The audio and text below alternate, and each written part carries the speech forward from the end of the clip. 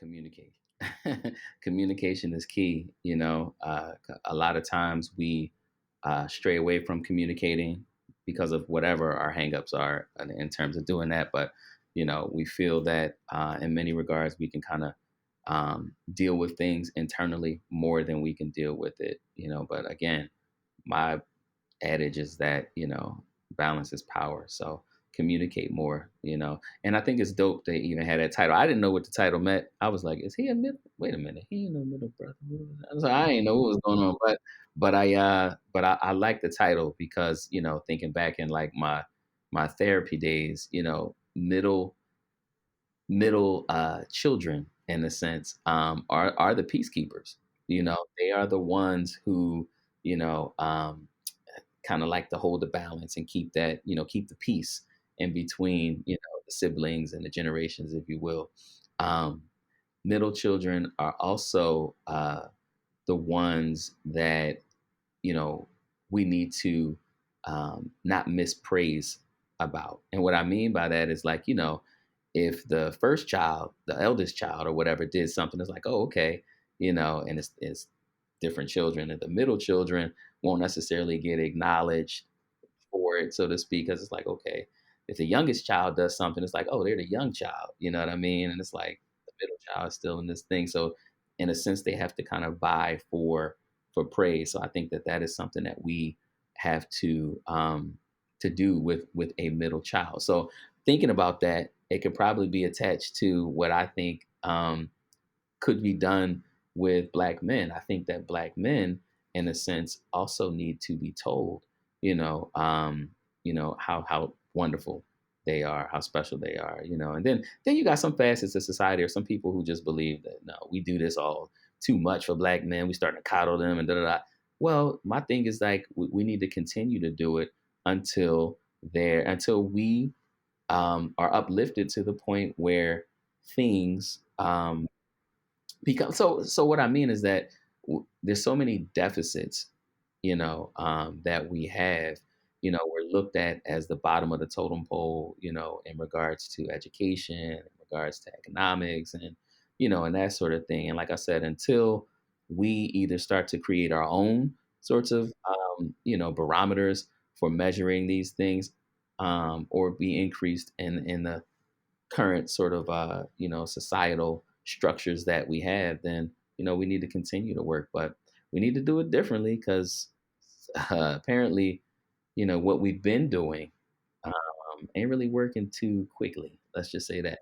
I mean, maybe well in certain arenas, certain areas, maybe interpersonal areas, but yeah, no, I'm not going to continue to do the same thing, all of that, just to maintain the status quo.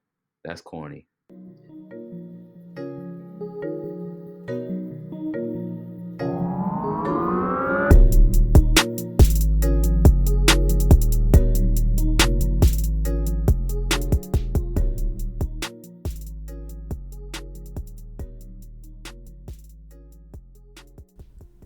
On this episode, I got to sit down with educational leader, community organizer, illustrious violinist, and University of Penn administrator, Jack Drummond.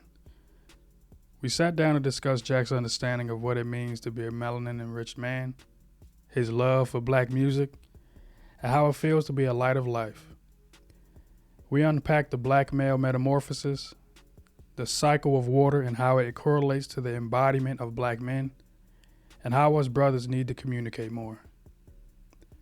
Enjoy.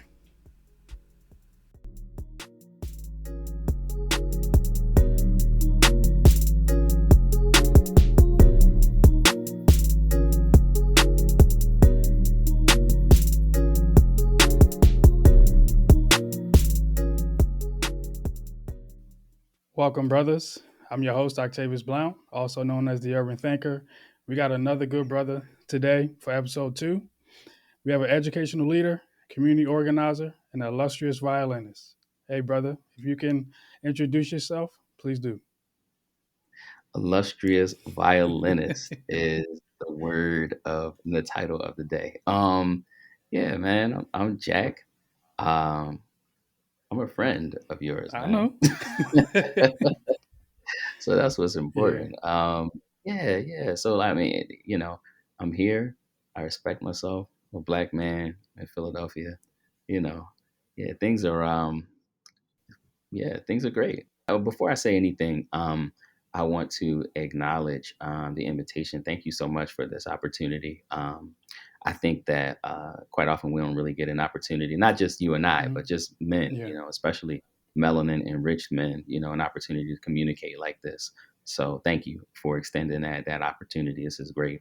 And also, I want to ask that, invite, if you will. This is not anything spooky, but I want to invite sort of like the spiritual essence of Dr. Ed Robinson, thank you. who is someone who I respect highly.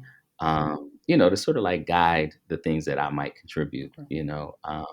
Because I think it's all about education, and it's about educating in a light or in a way that and sort of like the uh, in the spirit of people that get it, people who understand it, Hmm. and you know what I mean Yeah, when I say they. yeah. So yeah, but I'm Jack, son of Dawn Hmm. and Jack, and very very glad to be here. Philadelphia native, born and raised. Um, Currently, in terms of what I do, I am an administrator at University of Pennsylvania School of Medicine. I direct their equity, diversity, inclusion, and multicultural student engagement work. Um, I'm having a great time doing it. Been here for about a year now, and just working with the future medical doctors of tomorrow.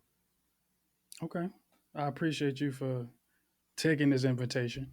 Um, it shows that you're a very valuable individual in my life. And it's also just looking at the space that we're in as far as black men and understanding that extending an invitation and being accountable. Um, I learned that from you. I've seen it from you. So I appreciate you for instilling that in me and just showing up because that's the main thing that we need to do together. So we're just going to kick it off. The first question I got for you is what is one thing you love about being a black man?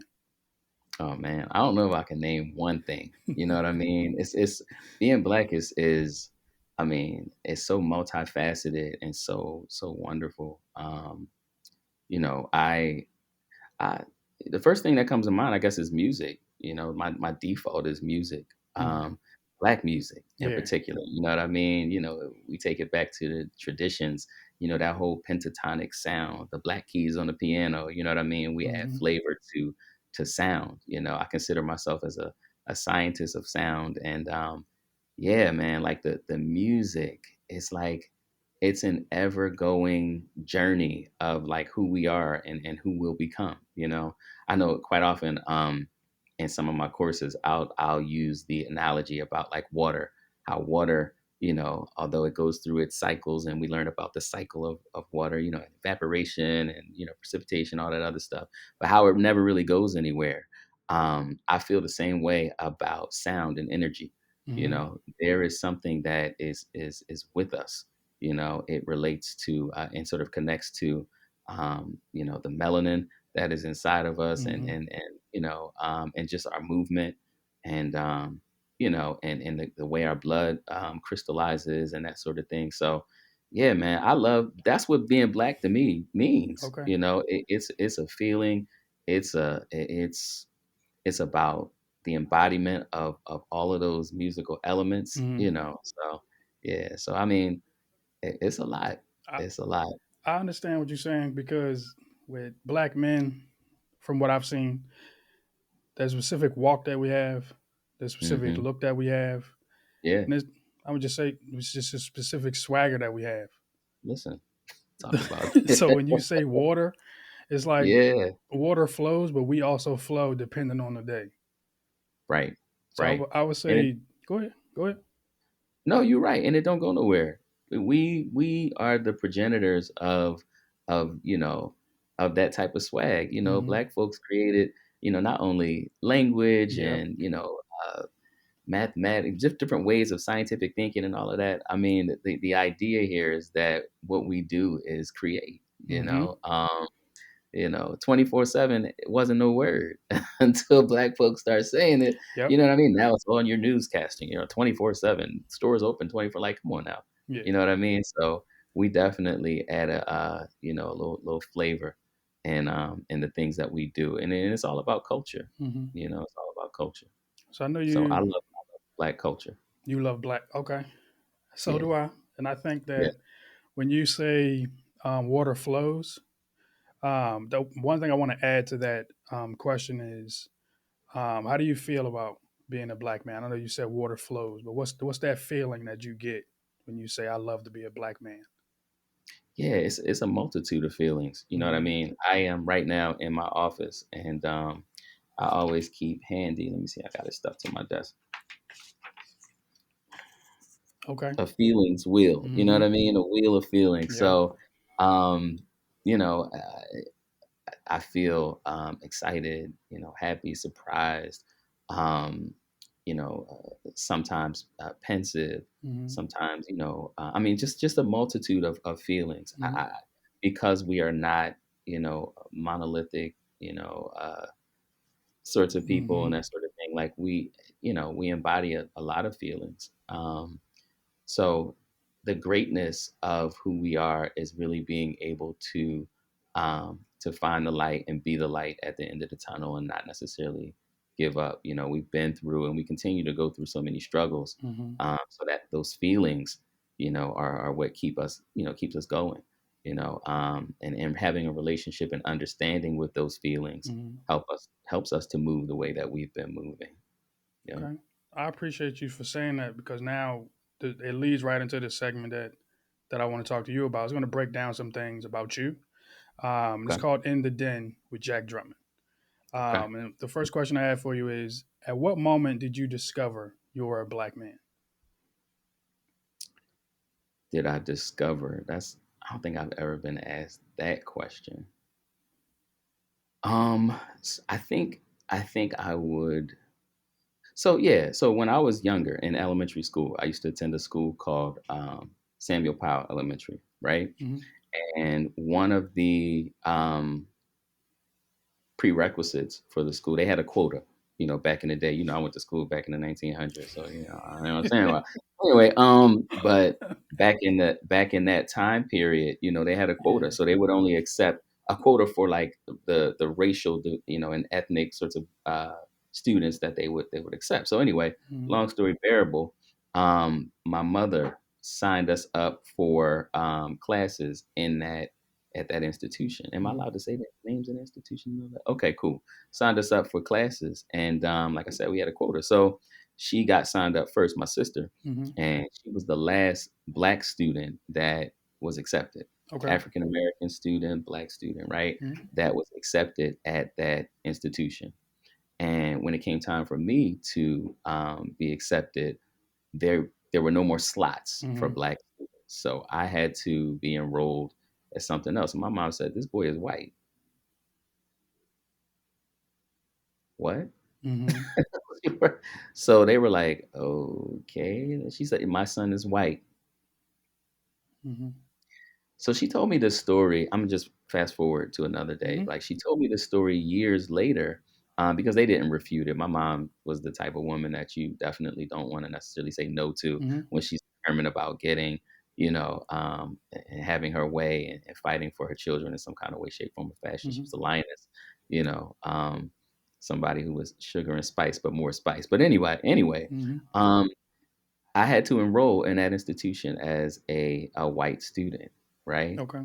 So my mother told us later, like what happened, and she began to explain to us sort of this, dichotomizing race and understanding, why these things occurred, and and why it impacts the ways in which we live. So I think that some of my earliest memories come from, my mother explaining to me, like, what it means to be black. Like, what does Hmm. that mean? Yeah. And then, I began to develop understandings about, how multifaceted we are, from mahogany to chestnut and beyond. Hmm. And then I began to look at the gradations of what it means to be black in a color, Yeah. right? So I understood what it means to be light skinned, a light skinned black man, Hmm.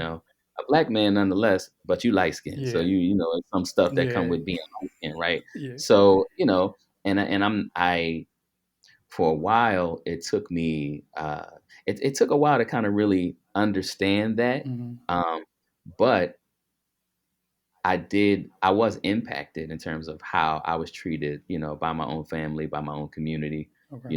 by the world that I lived in at large, Hmm. for being um, just born a particular way Hmm. with this particular background, ethnicity, all of that, and a color, So, um, yeah, I think that I don't know what the exact question was again, No, you but answered it. You I think answered it.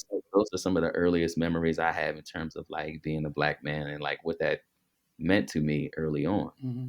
Okay. Yeah. You answered it very well because it's your moment. Mm, And I can agree with when you say we're all different colors, even though we're in one race. right. Some people got to understand that, yes, you being a light skinned brother, some doors may open for you, some may not open Mm, for me, and vice versa. mm, But mhm. when we sit down with each other, yes, I can be a different skin color than you, but you understand what's going on in the space that I'm in as a man and as a black man. So I Absolutely. think that for myself, when I discovered it was I've had some, I've talked about some before, but this one specifically hit home for me. Mhm. Um, at my um, alma mater, I graduated from Arcadia University. You know that, Ooh, and ooh, I don't know if you, I don't know if you know the situation, but mm, I believe in my junior year. I think if you know me and you know my mother, I get things done ahead of time, and there was a paper that had to be done, and it's supposed to be 5 to 10 pages. I did 10, 12 because it was about the good, the bad, the ugly of hip hop. mm, And so, I went in and I just did the paper. And when I came into class, there was a conversation around, hey, we didn't get done our paper. Can we have more time? And I'm like, I just did 12 pages and nobody else did anything besides myself and one white woman, um, and maybe somebody else in the class. So she mm, let them leave and go home. And when we had to just stay in there, I said, can we go home? Because we finished our papers. And the next day, I got a call to come into the office. mm, And she said, did you plagiarize this paper, sign this pink slip? And I said, no, I didn't. So you can take that back. um, and she said, well, there's a couple things in here that you didn't cite, and this, and that. And I said, okay, can you show me? And she was like, oh, right here. I said, well, I can go to my reference page and tell you where I got it from. right. I said, is this the only one that I missed? She was like, yeah. I was like, okay. And I went back to the page and I highlighted 4 people that Mm, agreed with that specific statement. right. And she said, well, I'm going to still need you to sign this. I said, I'm not signing it. And just based off of that situation, my mom always said, don't give someone the ammunition to make you seem less than who you are, which Right. basically means don't let them see you sweat. Mhm. Mhm. And when I said, is that it? And she said, well, did anybody write this for you? Did anybody um, help you with this paper? I said, no, I wrote everything. And I Mm, said, I've had someone that's been reading my paper since elementary school that read over it because they know my writing. They know how I think. They know how I talk. So when I walked out that door and I closed her office door, I immediately got a headache because it mhm. was so much like just built up anger and then just that thought of, I didn't think this would happen to me, Absolutely. but it did. Yeah. And the Yeah. conversation of that whole thing is like, okay, now that you're at this, you want to call it an elite school or whatever you want to call it, you're Mhm. still seen as a black man. And that was a struggle for me. That's what gets me. And I'm sorry, did I cut you off? No, I was done. Go ahead. And that's what gets me about the academy, and that could be a whole totally another conversation and Yeah. all of that sort of thing. But I mean, clearly, melanin enriched men and boys, we have the ability to read, write, think, and compute at levels that are competitive and all of that sort of thing. We can do these things clearly, Yeah. right? And writing in particular, since you mentioned about, your story and Hmm. writing in particular is one of those phenomenons that uh, so early in life, a lot of black men that I know have been shut off from doing, Mm-hmm. right?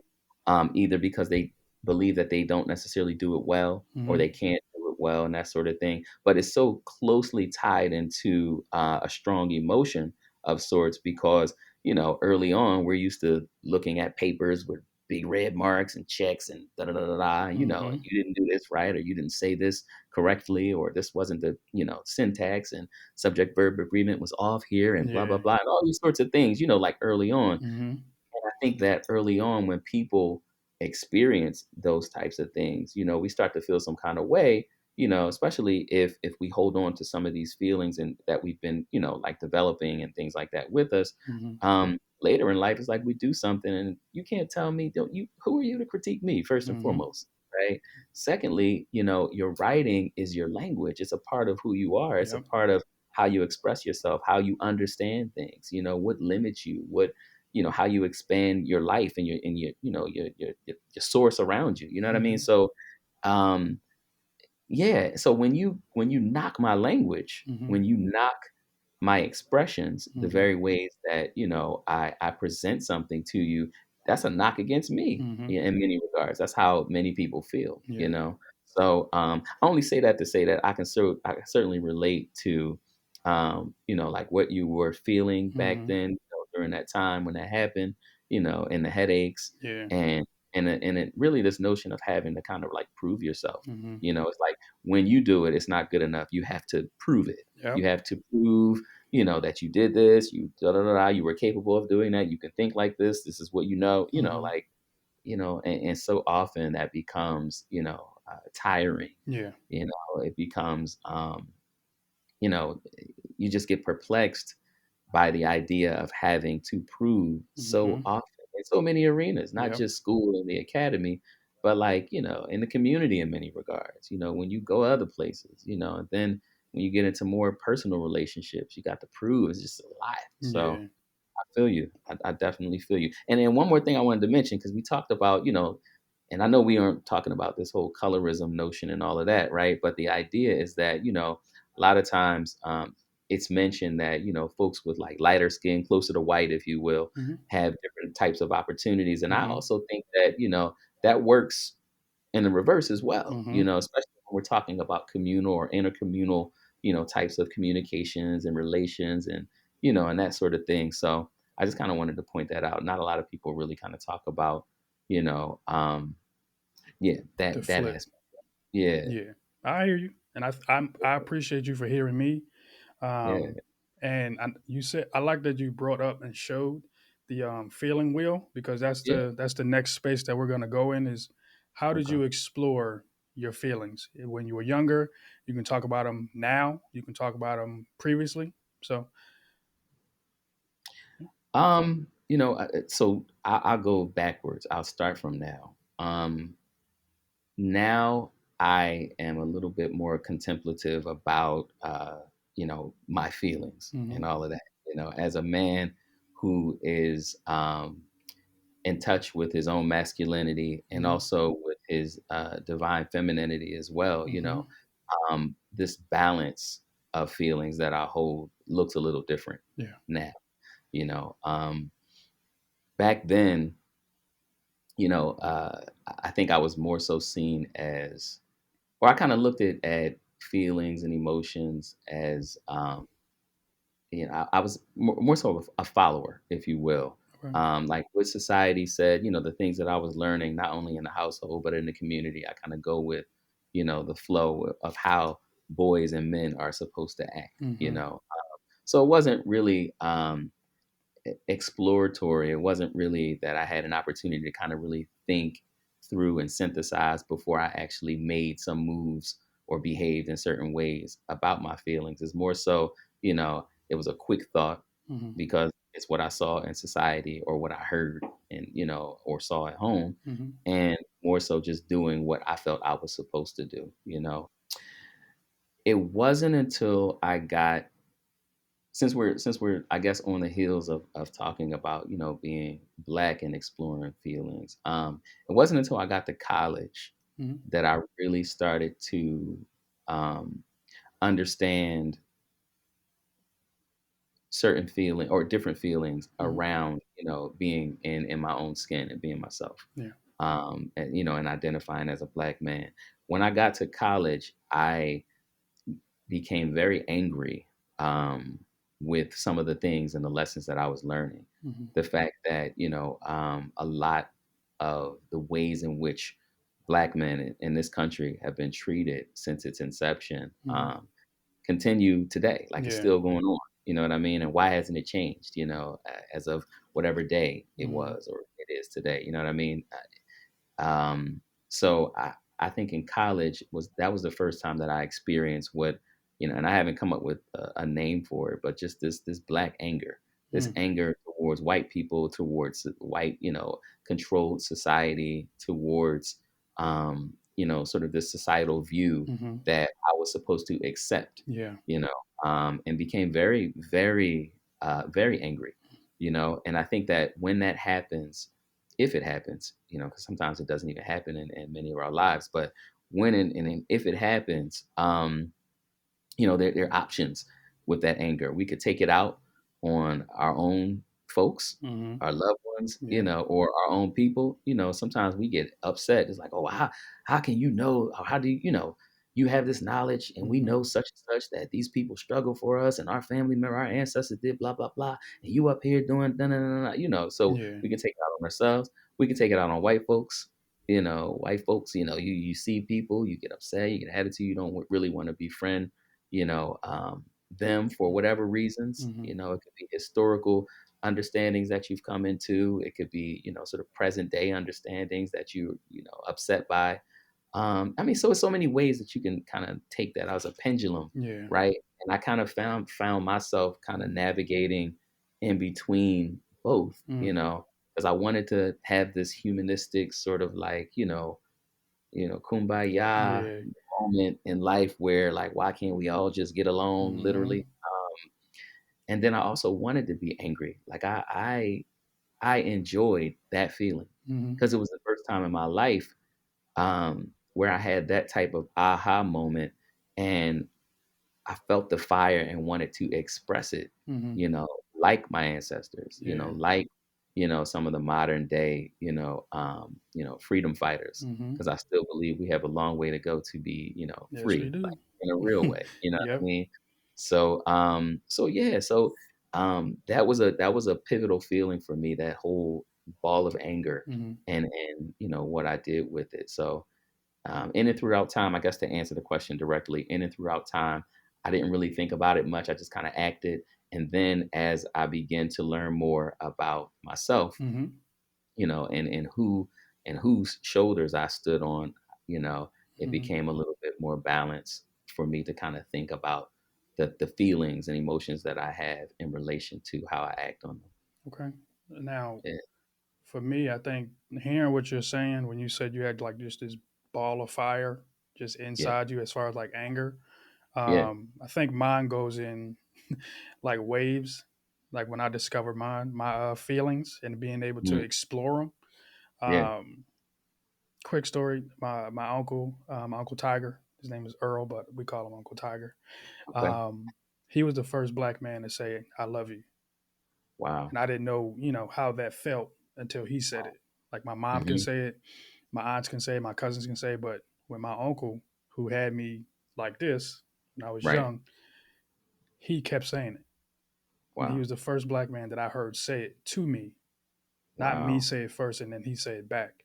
So he Hmm. still says it to this day, Yeah. and that is what helped me say it to other black men. Hmm. So when I say, hey, bro, I love you, I'm not just saying it to say it. Right. I'm saying it Right. because I actually do. It's beautiful. And just hearing, like I've said it to you on several occasions when we've worked Yeah. together and beyond, because I mean it. Like Yeah. like a lot of us brothers don't say it enough True. because we may not hear it from other people. We may not hear it Indeed. from family members or person that we're with, Hmm. significant others.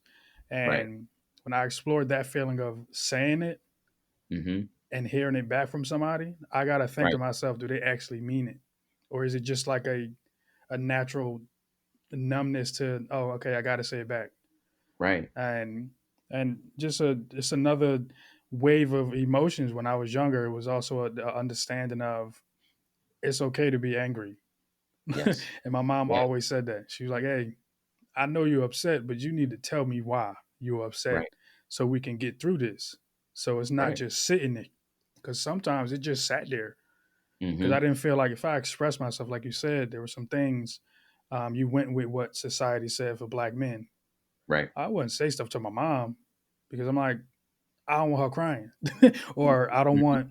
want this person in front of me to be upset at how I'm expressing myself and what I'm saying to him. So Sure. whenever I was upset, I would just be like, "Hey, mom, I'm upset, but how it comes off Mm. is not me being upset with you. It's just me internally being upset about something, and Right. I don't know how to let it out in a respectful or understanding way." She said, "Well," Mm. and what I took from her and what I do with when I talk to young black men, she says, "Well, just say how you wanted to say it. Just don't Right. curse. Just Mm-hmm. just say how you wanted to say it, and we can figure out how to. When you walk out this door, you can represent yourself in a way that is understanding for people to hear you, Mm. because you Mm-hmm. have to be heard. As a black Right. man, you should be heard and want to be heard." So, just Mm-hmm. exploring those two feelings for a black man like me was very pivotal in my growing up, however you want to Right. say it. So I appreciate you for saying um, you had just like a ball of fire. Like, I don't know where it was, but for mine, it was just like right Still got here. it. Still got it. Okay. You said you still got it. Still got it. Okay. It's- Many regards. Still got it.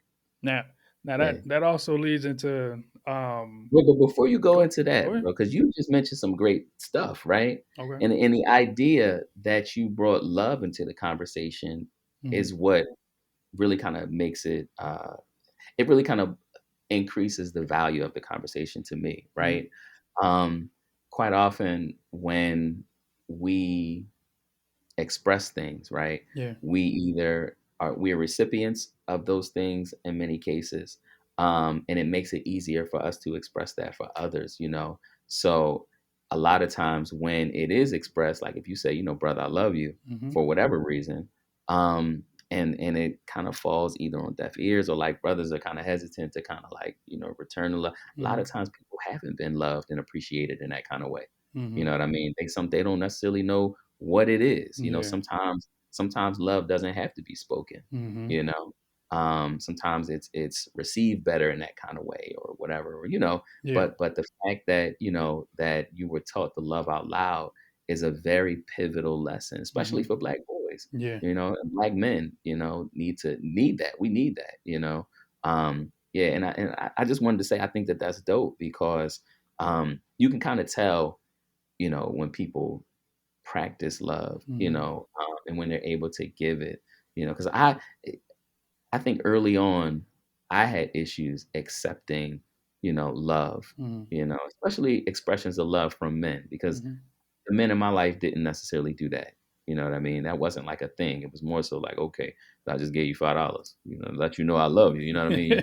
You ask for some candy, I'm Yeah. giving you $5. That's my Mm-hmm. expression. Like, you know, and there's different ways to do that, but to actually say it, Mm-hmm. right, and show it, you know, and even saying it is showing it in some you know some shape, form, or fashion. But I just think that that's so dope. You know, it begins to resonate with us. You know, when we're told, you know, things, when we receive things, you know, Mm-hmm. internally, it impacts our whole body, not just Yeah. our thought. You know, earlier I mentioned like the crystallization of blood, Mm-hmm. you know, quite often, you know, we're receptive beings. Whereas if someone tells us something negative, Mm-hmm. you know how like when we get in flight or fight mode, you know, we get fight mode, you know, our limbs, the blood starts to rush away from, you know what I mean? Mm-hmm. So we won't necessarily feel things if we battling and things like that or whatever. And that could be the start of it could have been based on something that we were told, but our blood does something different. So if it's something negative, it crystallizes in a very jagged way, Mm-hmm. right?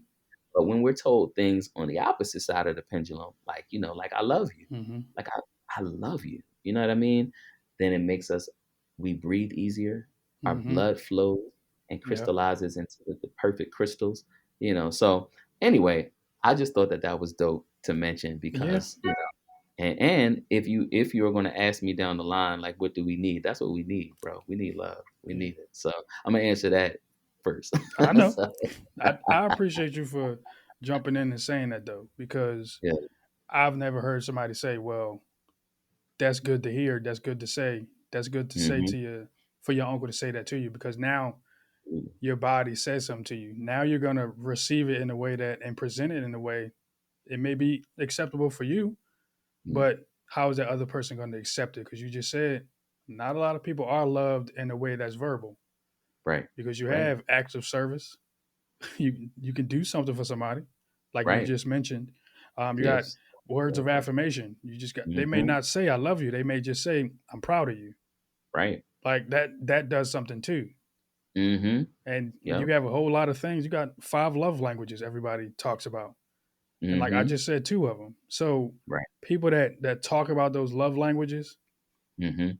I can understand it because I've experienced it Gotcha. from men Gotcha. and from my fiance, my mother, my Yes. cousins. So it's like you just get a certain feel. Now, if they say, "Hey, look, you're doing X, Y, and Z wrong," now it's Hmm. a different feeling. It's like, "Oh, Right. okay, my bad." I But was yeah. just trying to love you. That's all. Yes. But Yes. like I said, it's this is a like I said, we're in the den with you. So like the last one for in the den is who did you learn from, or how did you navigate society as a black man? So when I asked that question, it's going off of saying, did you see anyone? Did you model anybody? And then right now, how are you navigating? Yeah. I mean, so I learned from a lot of the people that I grew up with, Hmm. people that I saw, mysterious mentors, who I've adopted in my mind as mentors, Hmm. so clearly my parents, um, and then later in life when I started to read folks like Amos Wilson, Hmm. and the falsification of African consciousness, Hmm. and people like, I mean, just we don't have to name names, but the point is, those folks Hmm. who made an impact based on the things that I learned, whether it was through an educational lens or just actually being in the community and seeing things. I was influenced by a brother who was a sanitation employee. Hmm. You know what I mean? Because he used to talk to us. He Yeah. was one of the only people who used to talk to us in the neighborhood. And I mean, he didn't say much, but he was just like, "Yeah, you did your homework. Yeah, okay, well, like just little things." And like black men just didn't talk Yeah. to us. So I was inspired by him. He told me that he was a chef as Hmm. well, so I wanted to be a chef. I'm like, "Oh, okay, yeah, I want to be a sanitation worker and I want to be a chef." You know what I mean? Yeah. No, seriously. Yeah. Like those were my very first sort of like aspirations. You know Hmm. what I mean? I was like, I'm gonna do that. I'm gonna learn how to cook everything. I'm gonna pick up all the trash in the world, and then Hmm. that's whatever. That's what I want to do. You Okay. know. So and that grew from just people talking. So Hmm. I feel like I've had a lot of influences in terms of um, how I learned and also how I practice love. Hmm. You know, um, yeah, a lot of it came from my more intimate sort of relationships with like family members and experiences with Hmm. family members and things like that. Begin to learn what love looked like, what it felt like, how to give it. Hmm. Uh, yeah, yeah. Okay. So the reason why I asked this question is Hmm. because I said to a couple other brothers that I've talked to before, I'm coining the term Black Mount Rushmore because I have my own, but it's not for like celebrities and presidents and everything like that. It's people that were in my life that I Mm, looked up to. right. So it's mainly all the men that I call my uncles. Hmm. It's 5 of them. I know it's 4 of them on the Mount Rush, but I'm adding one more Hmm. because those men were pivotal in my life because I got to see what was right and wrong. And then after them came you and other brothers that I had to say, okay, I looked at my Mount Rushmore. I know right Mm, from wrong as a black man. Now I have to navigate this world. If I see a black man that's positive, if they're doing something negative, I have to take mental notes of that. I have to take a mental note of, okay, Jack showed me, hey, I'm not gonna hold your hand the whole time. I'm gonna kick down this door and you walk through it because you're ready. mm, And now I had to take that same um, experience and take it for other black men that are younger than me to say, okay, yeah, I can hold your hand to a point, Mm. But at some point, I'm gonna have to kick this door down because I was ready for it already. Now you got to walk through because you're ready for what's the next ahead. Right. And I think that was the best thing that you've done for me Mm. when it comes to being a black man and seeing, hey, yeah, I'm gonna hold your hand because that's what I'm supposed to do. If you're walking across the street or this, and that for you to be safe. Right. But I care about you too much. I'm Mm. not gonna open up this door for you. Right. I care about you too much. So I'm gonna Hmm. kick it down and let you walk through. And if you turn around and say, hey, I did it, I'm opening up the next one for the next brother. Right. Just let them walk through. Yeah. So So go so ahead. let me let me put myself on the spot right now, Mm-hmm. right? And this is one of those things because you've always been inspirational and reciprocal and very intentional in the things that you say, right? So I Mm-hmm. learned that and got that from you, right? Okay. Um, and it's difficult for me to even sit here and listen to you say, like, yeah, no, well, that's what I get for you from you, and you tell me, and da da da da, and I'm just like, what, like, so I think that that's dope to acknowledge, those things that you pick up, that Mm-hmm. you learn, that you teach, Mm-hmm. people. I think that that's dope, and I want you to know I hear you, and I appreciate you even mentioning, something like that. I like to see myself as sort of like a reflection, a vessel, if Mm-hmm. you will, in many regards, but like a reflection. I feel like a lot of the things that happen, whether they're deemed good, if they are, seen like in a positive light or received as a positive thing, they ain't Mm-hmm. come from me. You know what I mean? Yeah. I'm a part of the source. I'm a Mm-hmm. part of, that thing that has been keeping us and keeping us strengthened and keeping us flowing and going. Yeah. So I feel like anything that you receive, man, it's clearly not of me. I can't take credit for none of that because I'm crazy. You already know. I So feel you. I'm glad, brother, that you acknowledge that. And then also, I also like, and you didn't ask me this, so I'm kind of veering off. If No, you you good. shut up, just be You like, good. shut up, Jack. All right. But I mean, I also think that, in uh, some way, we are all sort of like painters of our Mm-hmm. own life and our own experiences, right? So you could have taken something that you saw and said, that ain't good. I'm gonna just paint that as a negative experience, and that's how I Mm-hmm. would see this person. Every time I see this person do a thing, I'm gonna see it as being a negative thing. You know what I mean? So anything that you see, either myself or anybody else do that's good, that's also a Mm-hmm. reflection of you because Mm-hmm. you painted that as being good, right? You Mm-hmm. deemed it as being good, and I think that comes from the goodness in you. So in turn, I want to acknowledge you on your goodness that you bring Thank you. and the lessons that you give. You know what I mean? So that's it's just an awkward thing to accept, compliments of sorts. It's like, Yeah. I ain't doing nothing right. You know what I mean? So, Yeah. I appreciate you for saying that because, like you just said, some people don't know how to take compliments. I'm one of them. Like I can hmm. hear them and I can take them, but it's like, okay, what do I do now? What do I do with this compliment that you just gave me? Do I run with it? Do Hmm. I stay in this moment? Do I just take it in and reflect on it? Right. Like, what should I do in that moment of just reflection? Because Right. a Because you lot of give them us, so often, though. You give them so often. Like, you yeah, know what I mean? So, like, how you not gonna be able to accept that? So I don't know. I'm sorry, I I cut mean, you off. no, you good. I was just telling you that just being able to have that understanding of okay, me reflecting on this space that I'm in. Right. Like, what is that? I Mm-hmm. know I can give so many compliments, but Mm-hmm. it's like me receiving them is a little different. The same thing with gifts. I Right. can give so many gifts, but it's like, okay, me receiving this, yeah, okay, it's my birthday. Yeah, I understand that. Right. But if I just get a gift out of the blue, it's like, oh, do I take it? Yes, I'm going to take it because it's coming from you. It meant something to you. Mm-hmm. So that's just the space that I'm in as far as like understanding compliments, gifts when they're not supposed to happen or it's not a specific moment. Right. Right. I But love it. yeah, I love so it. we're gonna move into this next space of I call it who you repping. Okay. And this the first question I have for you is how do you represent your identity? So I know you have different hats that you wear. I called you an illustrious violinist, community leader, in the head community organizer. in I the also everywhere. I also called you an educational leader. So you have different hats that you wear. Hmm. So how do you represent those as a black man? Being a black man, I think, is also a hat. You know, Mm-hmm. that many of us wear, Mm-hmm. because race, in so many regards, is a big social construct, right? But I feel like okay.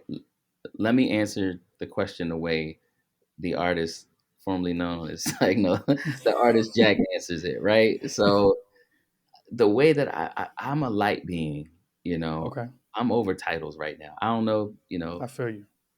maybe it was the substances that I used earlier in life and that sort of thing. I don't know, but I'm a light being. You know what I Mm-hmm. mean? Here to be a reflection of the one, of the Mm-hmm. source of all, of God, Mm-hmm. of whatever folks are sort of imagine. But I'm a light being, man, and Mm-hmm. I'm here to just do my part. Yeah. Here to be a functioning part of the body and really just do the best that I can, along the way. So in terms of identities, like mentor, coach, direct, all these different titles and all of that sort of thing. Yeah, it's sometimes difficult for me to acknowledge them without Mm-hmm. first acknowledging the very basic aspect of who I am, this energy, Mm-hmm. this light, that I am. So in terms of how, um I mean, I really kind of am comfortable with the idea of being a light being and just Mm-hmm. kind of moving through. I'm going titles are going to change. You Yeah. know, we all black now, but we come 3,000, we might be something else. We went from the N word, Mm-hmm. Negro, uh, Mm-hmm. Afro American, African. I mean, we have a lot of different ways that we identify. You Mm-hmm. know, which is like you said, it's another hat, but Mm-hmm. at the end of the day, we represent light. I represent light, yeah, and I'm just doing my part, man. So I don't really know all these the titles and all that other stuff, man. And then, Mm-hmm. like I said, I could sit and answer your question in a different way. Well, then You don't have at, to. at such and I such, I I would, totally understand what you're saying. you know what I'm saying? Like, and Yeah. then in the future, I will become such like great. It's great to know that. Mm-hmm. The very essence of me is light. It really Mm-hmm. is, man. I think that growing up, many people are told what they are. You know, Yeah. you are this. You are black. You are light skinned. You are. I said did it. I did. I really did. You know what I mean? You are Yeah. this. You are this title. We hired you for this title. You Mm-hmm. have this position. You do this, right? So we are told what we are, and sometimes we believe what we're told, right? Yeah. Whether it's true or not. Like, we believe what we're told, right? Mm-hmm. And the idea of that is that, uh, you know, throughout our development, we get used to a certain sort of rhythm of things. And the rhythm of it is that we're told this, we believe it. We're told this, we believe it. We're told this, we do it, blah, blah, blah, right? Mm-hmm. Um, and I also think we need to be conscious of who we aren't. We need to Mm-hmm. be able to, because balance to me is power, right? Mm-hmm. So we need to be able to break down the very essence of who we are and understand who the root of who we are, that light, that energy, Yeah. that being, right? First, break ourselves down to nothingness. Who are Mm-hmm. you without being black? Mm-hmm. Or who are you and who were you before you was told you was black? You Mm-hmm. know, who were you before you were told that you are beautiful? Yeah. Who were you before you were told that you do really well in math? You're a Mm-hmm. matician. You're this, you run really well. You play sports very well. Like who are you without all of these sorts of titles and that sort of Mm-hmm. thing, that become identities and that sort of thing. I'm not saying there's anything wrong with that. What Yeah. I'm saying is that I think that we need to begin to balance those things out and really be reminded of the nothingness that we are, Mm-hmm. right?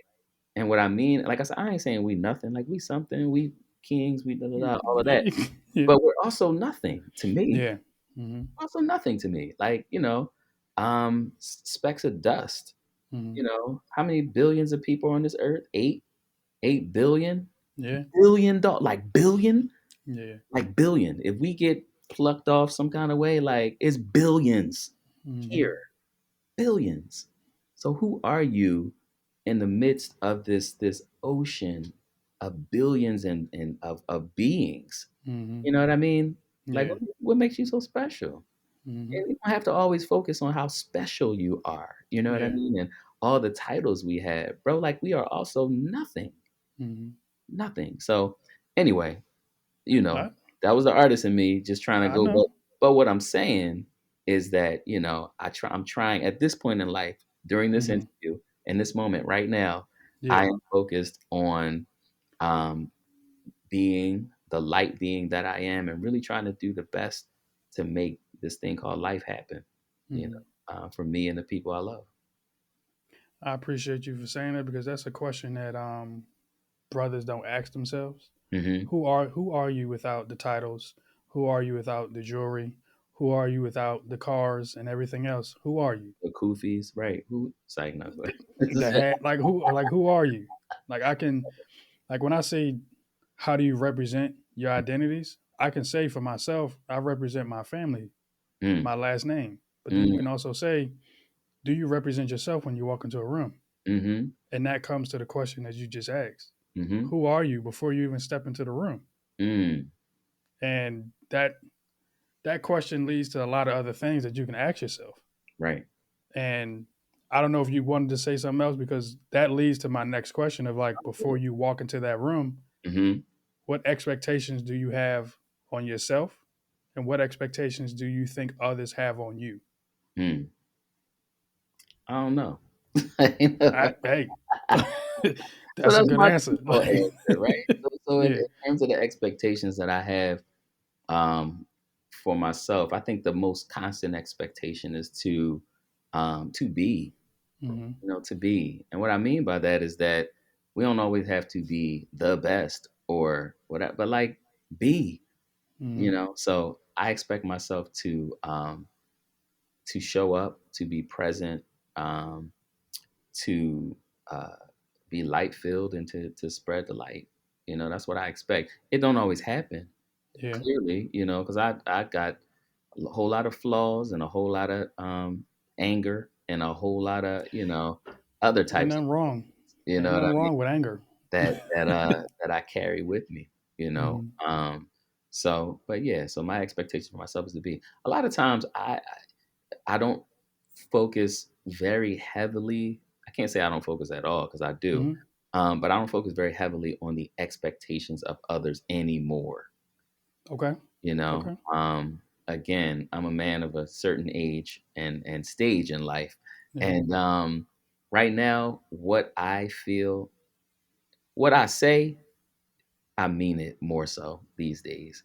Mm-hmm. Back when I was in the yesteryears of life, you know what I mean? I may have said some things, did some things, whatever. It's like, I don't really mean it. I'm just exploring. I'm kind of know.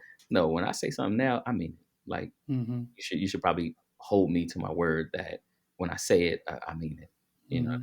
what I mean? So the expectations of others, man. I practice the motto that uh, you know what other people like think about me in a sense or Mm-hmm. feel is like really Yeah. none of my business in a sense. Mm-hmm. So I'm like, it's not my business. Yeah. If they care to share, then sometimes it becomes my business. Sometimes I accept it. Sometimes I don't.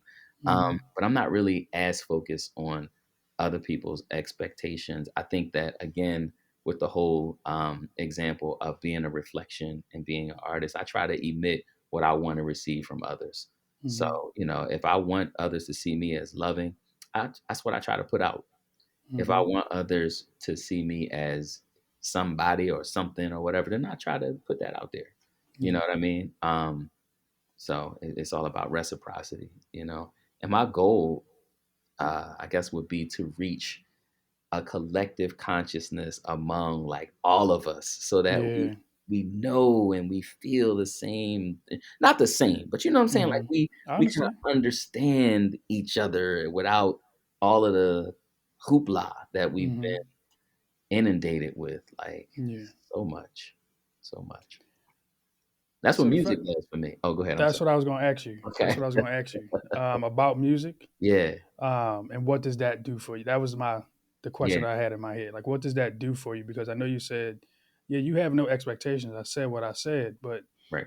how does music, like, what expectations do you have for yourself, like in the music space, Right. growth and everything like that? Right. Yeah, man. So like the music and what I feel about it is really another podcast. Or maybe it's this one, right? So everything that I have stated thus far has something to do with music. You know, Okay. I strongly believe, and maybe this again, this is just the artist in me. Mm-hmm. I strongly believe that each of the elements, the five fundamental elements of music we embody, right? Melody, harmony, pitch, rhythm, and form. And form, lastly, is the way that we kind of all put it together. So to Mm-hmm. me, like, when we talk about like what does it mean, that's a part of the form, right? How we put these things together, how we walk, Mm-hmm. in terms of what we do in our lives. The melody has to speak to our uniqueness, you Mm-hmm. know.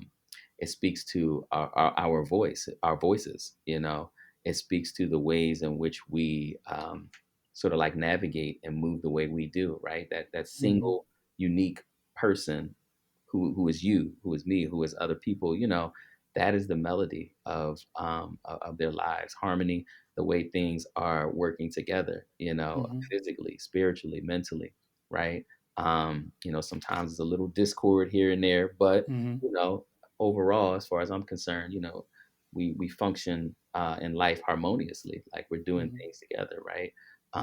Rhythm, like rhythm, it's a certain rhythm and way that we kind of flow. You talked about like swag and all this other stuff earlier, and I Yeah. agree with that. I think that has to do with our rhythm, the way that we move, the way that we walk, the way that we kind of handle certain situations. You know what I mean? Mm-hmm. That has to do with our rhythm.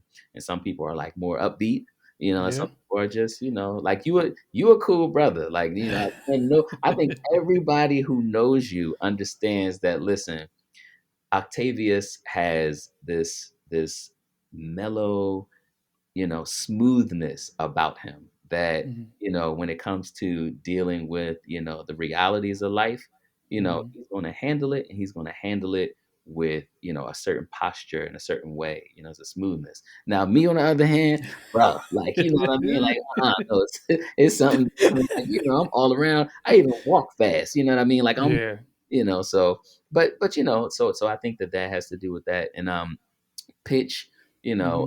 the highs and lows that happen in our life, when I say melody, harmony, pitch, rhythm, and form, the way we put it all Mm-hmm. together. So, I mean, I know that those were just snippets of, Yeah. the aspects that I'm talking about, but my life is musical.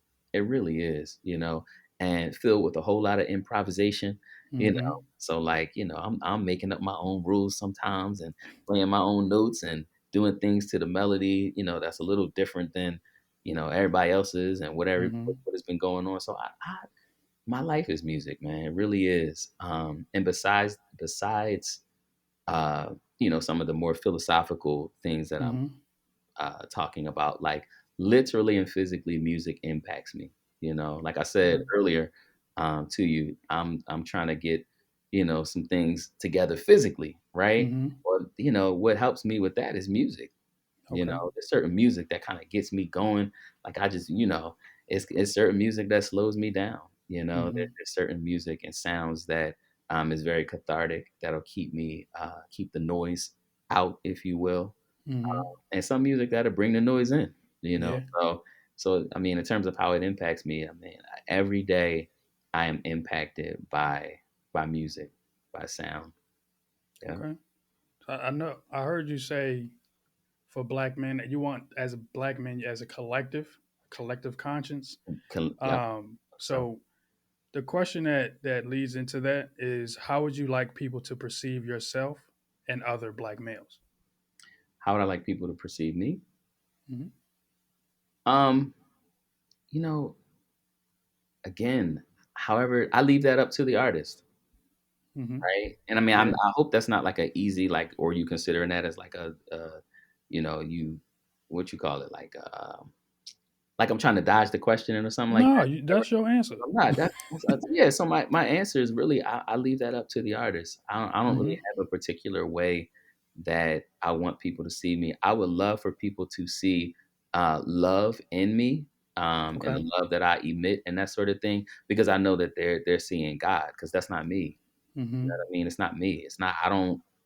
Anything that's good, again, it's not from me. It don't come from me. I'm a vessel. Hmm. So look at the Yeah. vessel. You know what I mean? I don't even look like the anyway. The point is, I think that Yeah. I think that I'm gonna leave that up to the artist, leave that up to the individual to create how they see me. You know? Okay. Yeah. Now, how would you want them to perceive black men as a whole? Because I know there are some things that we said as far as transitioning from a word, the N word, to now. So, Sure. how would you want people to see black men as a whole? Thoughtfully, respectfully, honestly, Hmm. um, and and skillfully seeking to learn more, because you can't know everything. You know what I Hmm. mean? I'm fascinated by the life of a butterfly. You know what I mean? Hmm. So the tail end of my answer about perceiving black men, think of the life of a butterfly. You know, Hmm. and it starts off, the what we learned in elementary and middle and all that or Hmm. whatever, so like the pupa and all of that, caterpillar, chrysalis or cocoon phase, become a butterfly, Hmm. right? So it's different phases and all of that. But think of black men as butterflies. So it's kind of weird, right? You black man butterfly, right? Or it's kind of Hmm. beautiful. And what I Yeah. mean by that is that, you start off one way, or you start off having these thoughts, right? And when I Hmm. say respect, because I talked about respect. When I say respect, I mean literally what the word means. Respect. Spec means to look or to view. Re means to do it again. So look at black men Hmm. again. Start off one particular way, or have one particular vision or understanding of black men, right? And then throughout life, black men go through different cycles, right? And sometimes we're in our a cocoon phase. Sometimes we're caterpillar, we're crawling and we're learning and we're growing, we're eating, we're doing things. Then you get in that cocoon phase where you're deep in thought. You begin to break yourself down in ways that you hadn't broken yourself down before. When a butterfly is in its cocoon or chrysalis, right? It literally turns itself into a soupy nothing, like a Hmm. soupy liquid. It's liquefied.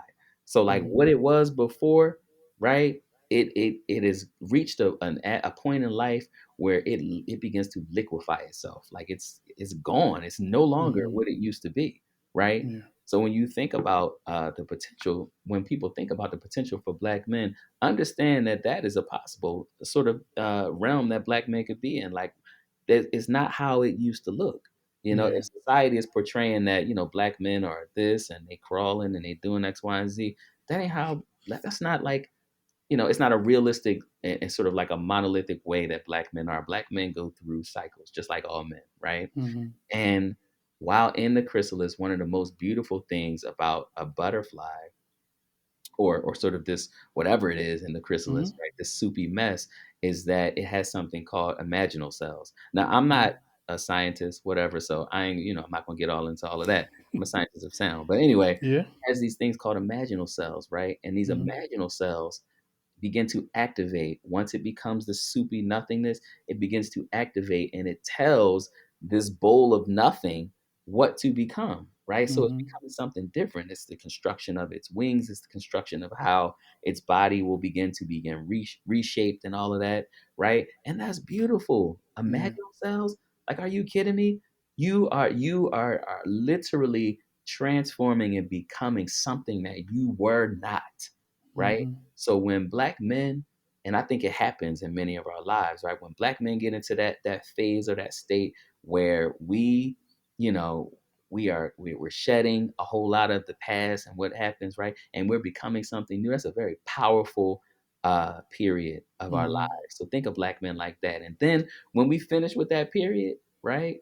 And we become, the beautiful creatures that, the new creatures, Yeah. after going through the drudges and after doing X, Y, and Z, and after really taking some time to shed some things, right? Just let us fly. Like, leave us. we can't curse on here. I'm not gonna curse, but anyway, the No, you're point is, good. like, let us be, let us do us, Yeah. let us just fly freely, um, and look, admire our beauty, learn Mm-hmm. from it, do it with us. You know what Mm-hmm. I mean? Like, join us in our flight. So that's how I want people to see black men. Okay. I I totally agree with you. Uh, as far as the transitional stages that we go through as Hmm. black men, um, and that's helpful because to actually see an image of a caterpillar to a butterfly, Mm. like just see, I'm a visual person, so me listening to you, that's why I was so in tune to what you were saying because I was trying to picture this caterpillar turning into a butterfly. Yeah. So when you say for black men, when are you that caterpillar? When are you in that cocoon stage? And when are you flying? And that leads to the question I got for you Mm. is what piece of advice would you give the next generation that you can say is in their cocoon stage right now? What piece of advice would you let give them for them to fly? Live, laugh, learn, and love. And I'm not saying that to be like really quick with it or I whatever. know I hear you. Live, laugh, learn, and love. And I don't even feel like I need to expand on all of that. You know what I mean? We need to be continuous learners. You know what I mean? Hmm. We need to really live and Yeah, understand what that means. However we conceptualize it, really live. We need to laugh. yeah. Everything is not so serious, right? It's It's not. not. So we need to It's have that, not. that balance, and laughing, I think, helps to sustain us in many ways, right? And love, I think Hmm. ultimately that's where, it comes out. All of these things, all of these sort of aspects of goodness and um, good vibrations and all of that stuff is born out of love. And it ain't easy. I'm so glad that this show was not one that focused on, the said negative aspects of, what it means to be a black man, because we're inundated with that too often. Hmm. We talk about that. This is what we continuously, are impacted by. And these are what the conversations are about in the world when regarding black men, Hmm. so I'm so glad that these questions afforded us the opportunity to kind of have a different conversation. And that's the main reason why this podcast even started is because I coined the term middle brother because I've noticed in my space, in my experience, that I've had to translate both generations, Mm. the older generation and the younger generation, Hmm. in a way where the older generation and the younger generation were just like doing this, Right, but then I had to like sit in the middle and say, right, okay, I hear you right. and I'm learning from you, but I also hear him and he's telling me something different about what's going on right now. Hmm. And that I can say based off my experience and what I think, but Hmm. I want to hear from you. Yeah. So based on what you've seen and experienced, what's Hmm. one thing black males can do to grow together? Communicate. Communication is key. A lot of times we stray away from communicating because of whatever our hangups are in terms of doing that. But we feel that in many regards we can kind of deal with things internally more than we can deal with it. But again, my adage is that balance is power. So communicate more. And I think it's dope they even had that title. I didn't know what the title meant. I was like, is he a myth? Wait a minute, he ain't no middle brother. So I didn't know what was going on, but I like the title because thinking back in like my therapy days, middle children in a sense are the peacekeepers. Mm-hmm. They are the ones who you know um, kind of like to hold the balance and keep the peace in Mm-hmm. between the siblings and the generations, if you will. um, Middle children are also the ones that you know we need to not mispraise about. And what I mean by that is like, if the first child, the eldest child or whatever did something, it's like, oh, okay, and it's different children, and the middle children won't necessarily get acknowledged Mm-hmm. for it, so to speak, because it's like, okay. if the youngest child does something, it's like, oh, they're the young child. You know what I mean? And it's like the Mm-hmm. middle child is still in this thing. So in a sense, they have to kind of vie for praise. So I think that that is something that we have to do with a middle child. So thinking about that, it could probably be attached to what I think could be done with black men. I think that black men, in a sense, also need to be told, how wonderful they are, how special they are, And then you got some facets of society or some people who just believe that no, we do this all too much for black men. We starting to coddle them and da da da. Well, my thing is like we need to continue to do it until until we are uplifted to the point where things Mm-hmm. because so what I mean is that there's so many deficits, that we have. Mm-hmm. We're looked at as the bottom of the totem pole, in regards to education, in regards to economics, and that sort of thing. And like I said, until we either start to create our own sorts of, Mm-hmm. barometers for measuring these things, or be increased in the current sort of societal structures that we have, then we need to continue to work, but we need to do it differently because Yeah. apparently what we've been doing Mm-hmm. ain't really working too quickly. Let's just say that. Yeah. I mean, maybe well in certain arenas, certain areas, maybe interpersonal areas, but yeah, no, I'm not going to continue to do the same thing, Yeah. all of that, just to maintain the status quo. That's corny. See, back in my day, we used to say corny, like you corny, like you know what I mean. And that's corny to keep doing the same thing. It's just corny. Yeah. It's corny. So I like the fact that you said communication is key. yeah, Because that's the one thing that as black men. mm, Yes, we're always told, don't express your feelings, don't cry, don't do this. But at some point, you got to express yourself to another brother to say, hey, look, this is how I'm feeling. right, And for him to understand, hey, I hear you. right, I always say there's a difference between listening and hearing. Like you can listen, but you could be doing something else right, while I'm talking to you. But you hearing actually what I'm saying right, and taking it in and saying that I just hurt his feelings. mm-hmm, He just said X, Y, and Z. So right, did I do anything or did I hear it a certain way? mm, All right, brother. So I hear you. How can we move forward right, and learn from each other? mm, So yeah. yeah, yeah, exactly. But before we do end, I do want to elevate you and your work um, in the community at the University of Penn. Any work that you have going on at the throughout the year of 2022, you can share right now. Yeah, I mean, it's lots. It's a lot to do, man. We have some first and foremost, we are working with the, sort of the future doctors, medical doctors of tomorrow, So of course we're working on ways, especially in a city like Philadelphia, Mm-hmm. where we're working to have better community connections and community engagement. Black folks in the communities that I grew up in, especially in West Philadelphia, Mm-hmm. have a very interesting relationship with the University of Pennsylvania, for one. A lot of us are born here, right? But anyway, Mm-hmm. very interesting relationships with medical doctors and just sort of medical science. And we all know, and many of us know, the history of how we've been disproportionately impacted, within these medical sciences and that sort of thing. So, long Mm-hmm. story bearable, we're doing a lot around community engagement and really looking at increasing the health and health standards of and wellness for. I think my voice changed when I started talking about the job, and I put on my job voice. Yeah, so the health standards of community and the West Philadelphia community in particular, right? Um, but I also think that we're doing a lot with pipeline programs. Okay. I know that there's increasing interest in STEM and STEAM schools in the city and STEM and STEAM programs.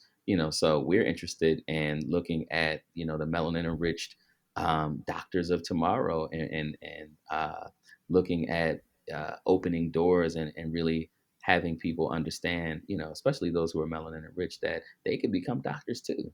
You can Mm-hmm. do this. We can read, write, think, compute, blah, blah, blah. Anyway, also looking at increasing the understanding of cultural affinity groups and really Okay. empowering medical students to not only learn to become good practitioners of the sciences, but also to understand that self knowledge they have to maintain, really, and that we all come to, these stages and, with different backgrounds, different ethnicities, different practices in terms of like religion and, and the ways in which we live, right? Hmm. And really working with each other to find a happy medium, to do that successfully. So increasing, cultural affinity groups and Hmm. ERGs, or just affinity groups in particular, because there are Yeah. lots of folks, lots of different types of folks. It's not just you know man woman. It's not just Hmm. male female. There are Hmm. lots of different gradations in between some of these pendulums. So we have to really respect those who are we're opening our doors to. Yeah. So I just think that in general, the School of Medicine at the University of Pennsylvania are intentionally doing things to increase numbers Hmm. of medical professionals as well as those who are melanin enriched. And I believe that my role here is important because we help to really increase the impact of raising black doctors, brown doctors, Mm. etc. So, Okay. I appreciate you for saying that because so a lot of people won't know about this information. A hmm lot of people won't research this information. A lot sure, of people won't know what's going on at the University of Penn in right, the space that you're in, diversity and inclusion and equity. right, So I appreciate you for elevating that. for sure. Um, I do want to elevate. Do you have any gigs? Do you have anything as far as music wise? Do you have anything up and coming, or do you have Well, not anything unless that's you going add on? a music portion to these podcasts, man. I could jam out. You know what I mean? At another talk some other time. But no, nothing. In April, the end of April this year, um, myself along with my group member Ty Smith, also known as Melissa Sunshine. Okay. We will be performing with the Philharmonic Orchestra at the Kimmel Center Okay. with the artist The Phantom and The Phoenix, his wife, and yeah, I mean it's gonna be dope. It's a hip hop orchestra. It's one of the founding um, hip hop orchestras in the world, and the brother is the progenitor. His name is Jeff Mm-hmm. McNeil, also known as the Phantom, and he's been doing this for a while, and we've been rocking out for a while. So that's probably you know, for people to kind of like come and all of that. It's probably Yeah.